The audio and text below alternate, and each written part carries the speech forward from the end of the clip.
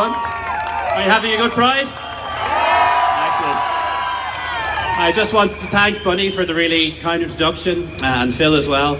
I'm joined here, as you know, by the Taoiseach Francis Fitzgerald, who's the minister who brought the legislation through that allowed us to have a referendum 2 years ago. Thank you very much for being here. I want to thank all the organisers for organising an amazing Pride, for arranging some fabulous weather, and also the 30,000 people or so who marched today through the streets of Dublin in what was one of the biggest, if not the biggest, Prides ever. So thank you so much for being here. This is not my first Pride, but it is the first time that the Taoiseach has marched in a Pride parade in Ireland. But I don't really think for a second that my election as Taoiseach made history. It didn't. Rather, it just reflected the fact that our society has changed so much, and changed so much for the better in the last couple of years.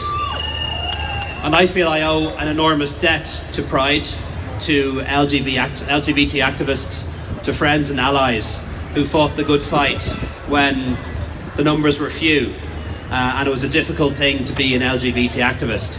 When Pride started in 1992, only 200 people took to the streets, and many of them were derided. But over time, they grew in numbers, they built up a movement, activists, friends and allies, and they made my life possible in a way that perhaps it would not have been had it not been for them.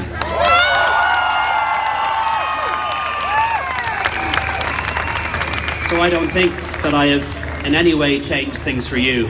I think all of you, and all of you who are part of this great movement, have changed things for me, and for thousands and tens of thousands of other people. And for that I'm very grateful. So as Taoiseach, I pledged three things. I pledged to make the fight for LGBT rights and human rights and equality to be central to my office as long as I hold it. And there's three things I want to particularly emphasise for this community.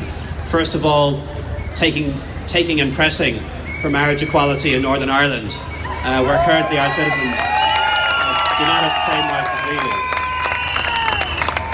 do. Secondly, using my office as Taoiseach in my work overseas to defend and promote the rights of LGBT people all over the world, because our rights are under attack in so many different places. And I'll use my office for as long as I have it to make that point to countries and do so in international forums. And finally, one thing that I felt very strongly about when I was in the Department of Health was the sexual health strategy that we published. And the time is absolutely now to act up when it comes to meeting the sexual health challenges that we face. And they're the things I'm going to do. So once again, thank you very much, and have a brilliant weekend.